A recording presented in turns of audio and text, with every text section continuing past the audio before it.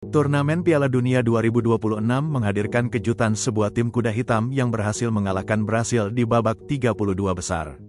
Sebuah tim yang harus menunggu dan berjuang selama 28 tahun untuk dapat berkompetisi lagi di gelaran Piala Dunia. Sebuah tim yang secara historis jarang diperhitungkan dalam bursa juara, yaitu Norwegia yang hadir dengan generasi emasnya. Selanjutnya Norwegia akan berhadapan Inggris. Laga ini bukan sekadar perebutan tiket semifinal, melainkan sebuah perang proksi modern yang membangkitkan memori sejarah.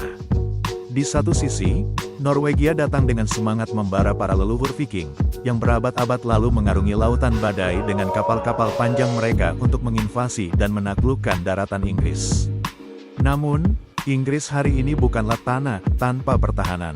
Di bawah asuhan Thomas Tuchel, armada Three Lions turun ke lapangan dengan dada membusung, dibakar oleh gairah dan sorak-sorai jutaan fans di tribun yang tiada hentinya menggemakan mantra legendaris, "Football is coming home". Ini adalah benturan antara ambisi invasi Nordik baru dan tekad suci untuk memulangkan trofi ke tanah kelahiran sepak bola. Bak taktik perang gerilya laut para Viking, Norwegia membiarkan lawan mendominasi sebelum melepaskan hantaman mematikan dari ruang gelap. Pragmatisme radikal ini dipertegas oleh data efisiensi XG mereka menyentuh angka 1,32 kali dari nilai XG asli sebesar 9,07. Mereka tidak butuh banyak menguasai bola untuk melakukan invasi ke lini pertahanan lawan. Sistem defensif blok mereka berjalan layaknya dinding perisai yang sangat kokoh.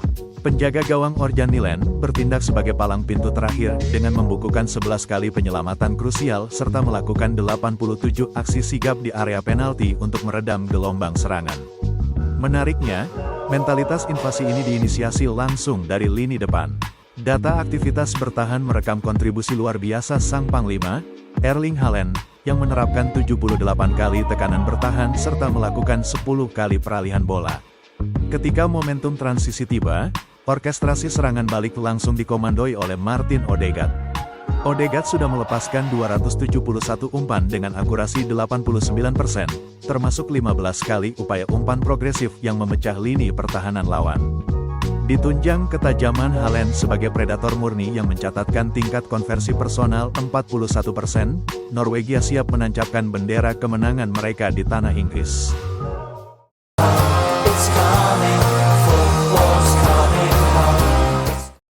Mendengar genderang perang dari utara, skuad Inggris tidak gentar. Didorong oleh keyakinan kolektif bahwa tahun 2026 adalah takdir mereka, nyanyian "Football is coming home" bertransformasi dari sekadar lagu supporter menjadi pasokan energi tanpa batas di lapangan. Inggris merespons ancaman invasi ini dengan dominasi sirkulasi bola yang mendominasi dan penuh percaya diri. Kunci dari ketenangan Inggris dalam menghadapi tekanan terletak pada stabilitas lini belakang mereka dalam membangun serangan. Berdasarkan data manifest umpan, duo bek tengah Ezri Konsa dan Mark Guehi menjadi motor sirkulasi utama. Konsa melepaskan 387 umpan dengan akurasi luar biasa mencapai 98%, sementara Guehi menyumbang 315 umpan dengan akurasi 95%. Lini pertahanan mereka bermain sangat dingin, mendikte tempo agar lawan frustrasi. Saat kehilangan penguasaan, Inggris langsung menerapkan skema counter pressing yang sangat agresif demi menjaga kehormatan taktik mereka.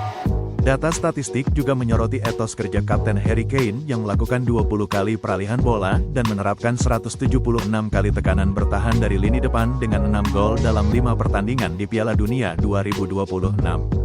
Ketahanan ini disempurnakan oleh ketangguhan Jordan Pickford di bawah mistar. Berdasarkan catatan, Pickford menorehkan 9 kali penyelamatan penting serta mencatatkan 89 aksi pengamanan di dalam area penalti, memastikan bahwa gawang Inggris tetap suci dari ancaman penyerang lawan.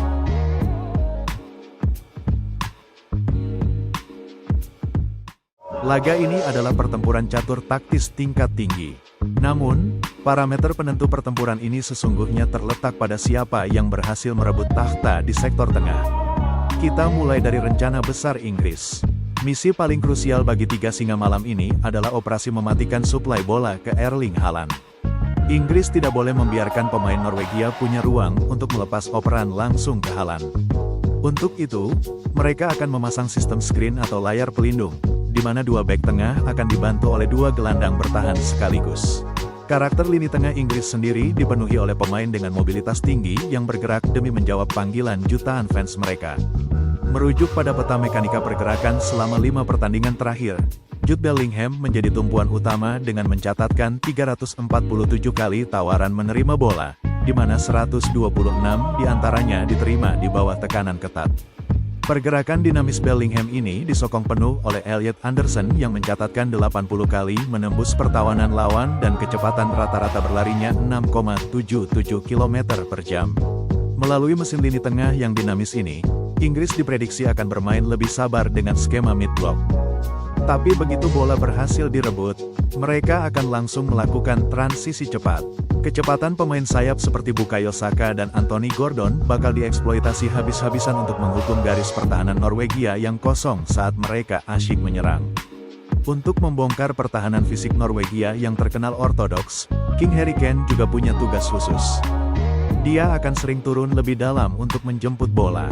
Gerakan ini sengaja dirancang untuk memancing bek tengah Norwegia keluar dari posisinya, sehingga menciptakan celah menganga bagi Bellingham untuk menusuk dari lini kedua langsung ke kotak penalti.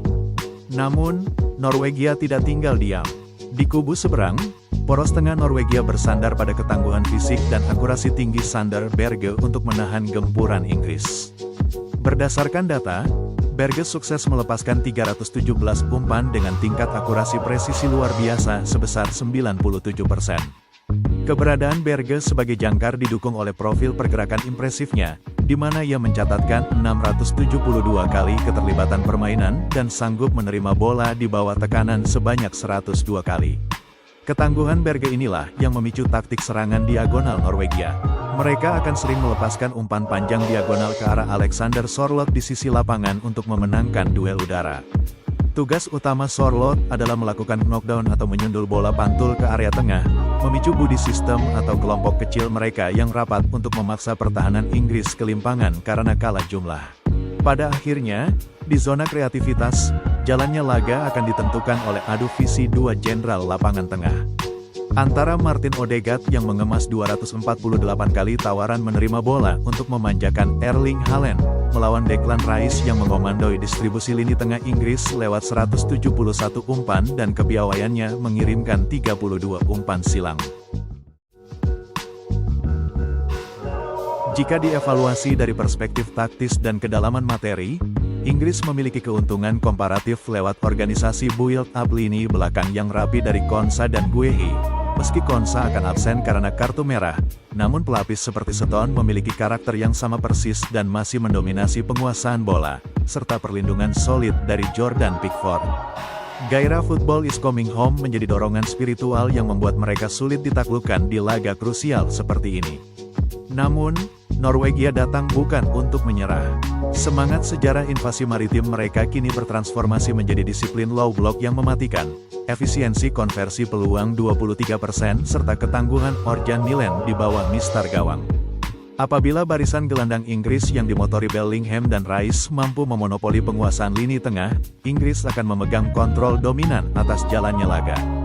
Berdasarkan kalkulasi variabel taktis dan dorongan mental kedua tim, proyeksi analitis saya mengarah pada kemenangan tipis yang dramatis, Inggris 2-1 Norwegia dalam waktu normal. Apakah armada Viking akan berhasil meruntuhkan takhta Inggris?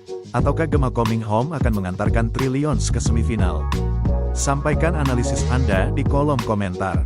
Dukung terus channel ini dengan memberikan like, subscribe, dan aktifkan lonceng notifikasi.